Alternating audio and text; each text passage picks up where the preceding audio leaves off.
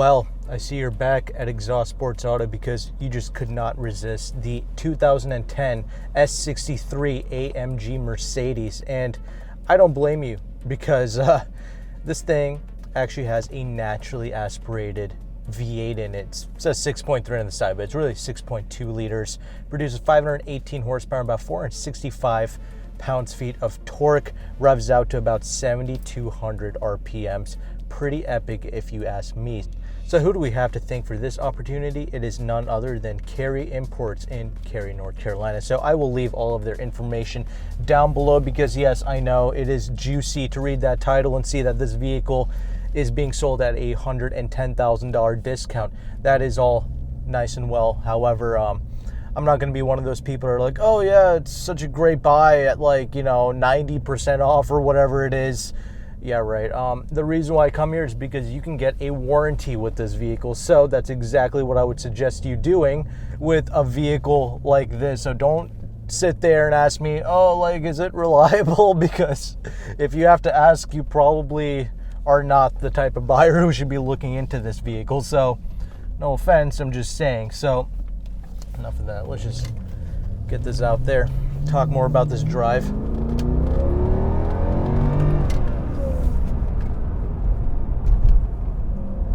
We will explore the limits of this motor a little bit later on, but right now, that was just a small taste. And that was a pretty good taste too. Tastes very good.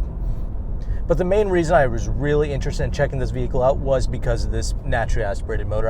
I've actually already tried multiple S-classes of this generation and the next generation S-class as well. But they were all non-AMG, kind of like S550 models.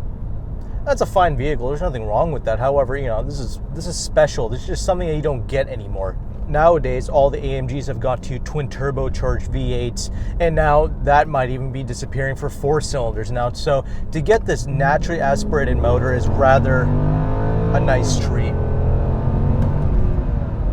And man, it does effortlessly get up to speed without any problems at all. Glorious. But does it sound like some ridiculous firecracker of a motor? No, it doesn't. It's actually a rather toned down, mellow motor. And they actually did that for the S-Class. It's just something that they had to do because at the end of the day, it's their flagship kind of luxury vehicle, right? So, it's got to be a gentleman's cruiser, but that's the exact type of vehicle I like. Has a little bit of sporting edge to it, but I like these flagship luxury sedans because they're just so perfectly calibrated for the streets, and they typically have the least amount of compromises within a company. Now, I get it. This vehicle is $135,000 starting price, so I really did enjoy driving the S550s. This particular model, because it's AMG, there's also an S65 AMG with 738 pounds-feet of torque. That's obviously not what this is. Twin turbo V12, but these vehicles, because they're AMG, they have the magic body control, essentially, and that's great. That really does reduce the body roll you're going to be experiencing with these vehicles. And man, even at a nice speed like I'm doing right now, more so highway speeds, this thing is very silent. It's got double pane glass, not only in the front, but also in the rear as well. So it's a very silent vehicle, and it's very refined. It's got 20-inch wheels on it, front and back, but it's got 255 wide tires up front and 275s in the rear. So it is a staggered setup, but 20-inch wheels. It's got the adaptive suspension, of course. I'm currently driving it in the comfort mode right now. We'll put it in the sport, and there's also a manual mode as well if you want to play with this 7-speed automatic. If you got the S65, it's got a 5-speed automatic because it's got to cope with all that torque, right? 738 pounds-feet from that twin turbo V12. It's a pretty good brake, but you do have to get in on the brake pedal for sure. Very linear progression. I do like that. It's not like you don't get all the bite up front, so it is something that you have to, progressively get into, but it makes it for a very natural experience, no problem. It's also got variable kind of steering rack to it, and it has a great response to the steering. I really do like it. It's the perfect kind of weight to it. I do like that for daily driving, but overall it does have a quality sensation rolling down the road. It's a very solid vehicle at 47 to almost 4,900 pounds, some sources say. And mainly, I mean, when you get into this vehicle, like just the heft of the doors is pretty insane. You know, nice heavy doors. You feel like you're in a nice, secure vehicle, despite it being a very old kind of 2010 vehicle. You know, about 11 years old now, right? That turn signal is loud as hell.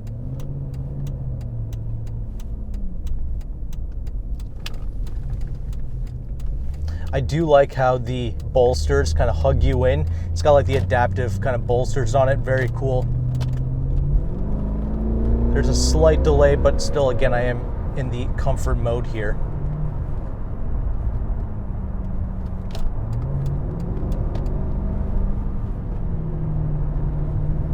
Most importantly, you know, street driving this car amongst all these people that just seemingly love to get in your way.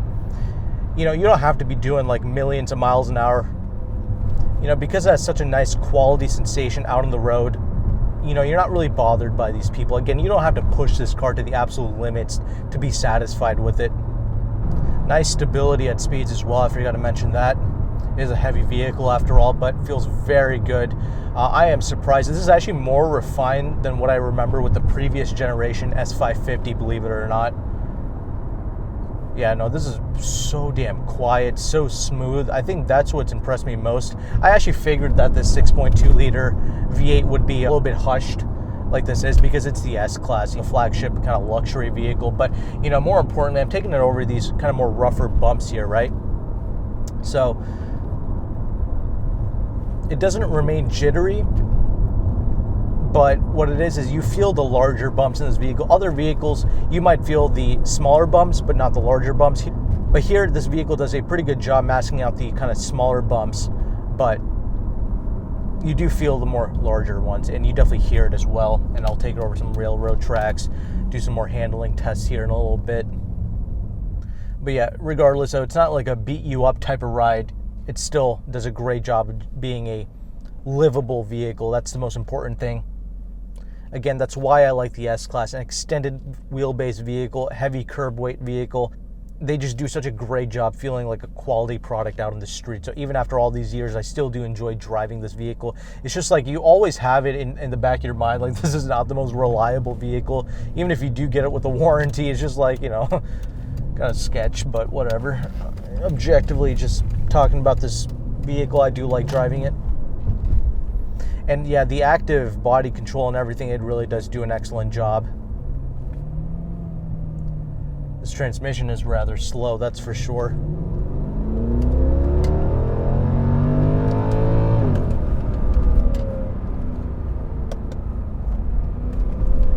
Yeah, it doesn't have like, you know, kind of rev matched shifts or anything like that.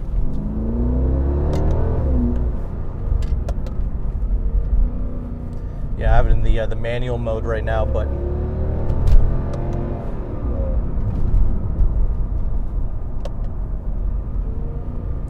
gonna check out some of this handling as well. Before I get to the handling, this vehicle gets like 11 city, 18 on the highway.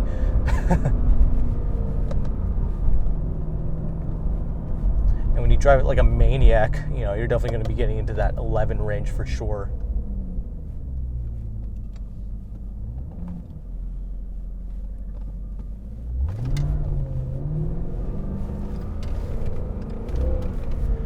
Body roll still exists, but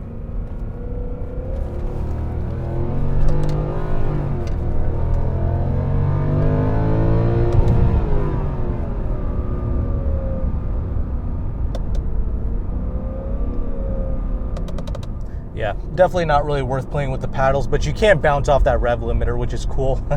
So that's nice. I do like it when cars let you do that. But let's just put it back into the comfort mode. The regular automatic, you know, despite having a little bit of lag, I think it does do a better job reacting in that mode. This is more of an antiquated 7-speed automatic, but, you know, is what it is. That was a very large bump I just went over, and it just did a great job soaking that up. That's what I'm saying. Like, you kind of hear and you kind of sort of feel it. You don't really feel it, but it's just like, you know you went over some larger bumps in this vehicle. So you know it's an AMG tuned suspension, but for the most part, definitely not bad at all. I do love this ride quality. This is rear wheel drive only. This is not like the new AMG products where they kind of go to a 4MATIC system. This is all rear-wheel drive, but because it's such a long wheelbase vehicle, you don't mind the fact that it's rear-wheel drive only. It's a very predictable handling characteristic. Yeah, you have a lot of confidence in driving this vehicle, that's for sure. But yeah, the ABC Active Magic Body Control, it does do a great job. This is a very heavy vehicle in terms of limiting the body control, but it still exists. And keep in mind that the bolsters, they also do help in kind of reducing the effect of the body roll that you get within the cabin. But again, you still feel it. It's still a large, heavy 4,900 pound sedan, saloon, whatever you want to call it. So, you know, keep that in mind. It's not a sports sedan, but it just has a great quality to it. You know, I would take something like this over a sports sedan any day. I'd rather have like the refinement, and most importantly, just how damn quiet this vehicle is. And you can only really properly get that with a flagship vehicle like this. Is the motor great? The motor's fantastic, but just don't expect it to sound insane. Even in the sport mode and all that stuff, it doesn't sound like unbelievable. It's not like some firecracker or anything like that. But it is a big swagger of a machine, that's for sure. I've always loved the design of this S-Class. It's always been one of my most favorites. Very timeless design to it. So it still looks very baller, very mafia-ish. So I appreciate that, and I think most people will too. And you're definitely going to appreciate daily driving this as long as you get it with the warranty. It's like that cool daily driver that you can buy again with the warranty. Don't pick it up off of Craigslist for like, you know, $3 and expect it to be reliable. Stop it. You got to get it with a proper warranty. That's really the only way, because there's too much tech going on here, and this motor, this drivetrain, all the parts on this car cost an insane amount of money, so keep that in mind. So with all that established, let's go ahead and let's talk about this interior now, shall we? All right, so now that we have this thing parked, let's talk about the interior. I'm not going to go through too much detail because you can watch my S550 review that I did. It's basically the exact same interior, so enjoy that. One thing is this particular vehicle needs to have the windshield changed out because there's a rather large crack on it, but regardless, it's not really causing much of an issue. Anyway, this interior space, so it's actually surprisingly solid in here, but there's also some kind of creakier, crunchier plastics. Not too much. I actually kind of forgive it because this car has been sitting out in very bipolar weather. It gets very hot and then very cold, so, you know, some of the plastics are shrinking, expanding, whatever. So I don't really mind that too much. For the most part, it is a rather solid interior, like this whole like wood paneling and everything like that. It's actually pretty solid in here. Like I mentioned, the doors are solid. You feel very secure and cocooned in here. So I do like that with the Mercedes-Benz interiors, especially for this S-Class right here. Brief things, I do like how it's double pane glass front and rear, one-touch auto windows. I like how you got three-way memory seats, heated and cooled seats, very adjustable seats. You can be like, you know, Shaq O'Neal in here and fit in here, no problems. So very large individuals, it's not an issue. You don't have to step up to a SUV basically, so I do like that. I like the metallic paddle shifters. They're not metallic, I don't know, it's kind of like this brush thing going on. Very interesting. I do like them, but kind of useless in this vehicle. I just leave it in the auto mode, and I find that to be the best. Automatic headlights, you got night vision, you got some lane keep assist, a few things like that. For the most part, this interior has aged pretty well. The leathers in here, they have some wrinkles, but not too bad. It's a very nice, big, wide, plush seat, so I do approve and appreciate that. The steering wheel has aged really well. Really no flaws there.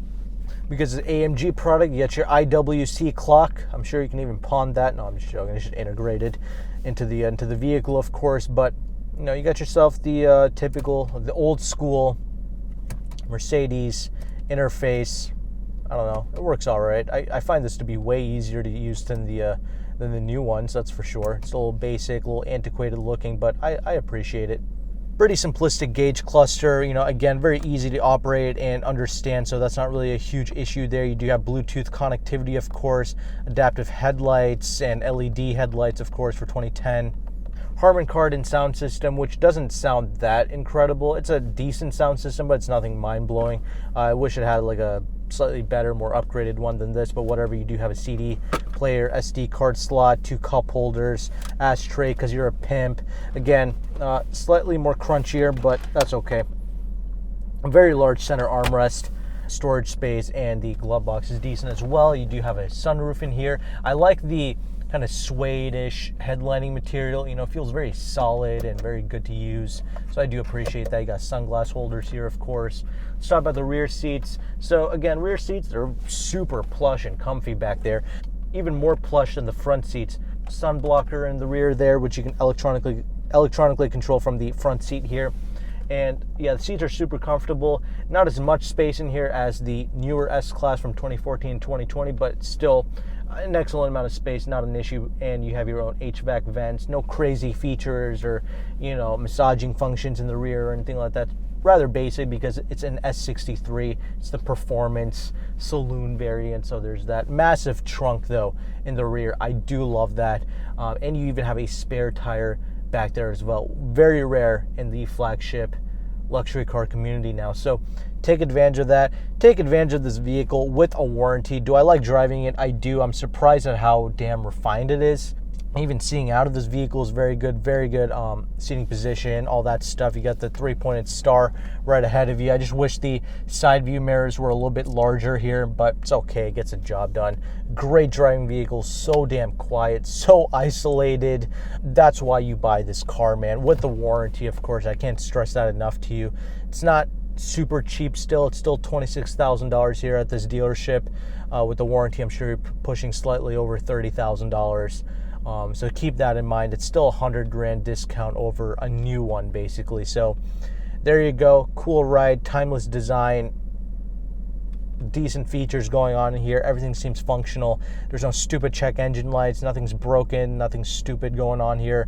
So there you go. That's my review on the S63 AMG. The motor's a gem. Don't expect it to sound like a rocket or anything like that. It's a good, natural, linear motor. It makes driving this rear-wheel drive high horsepower vehicle very doable with its long wheelbase, good chassis, good body control. It's a very easy car to drive, so don't be intimidated by it. Enjoy the vehicle. So thank you again for watching. Take care and goodbye.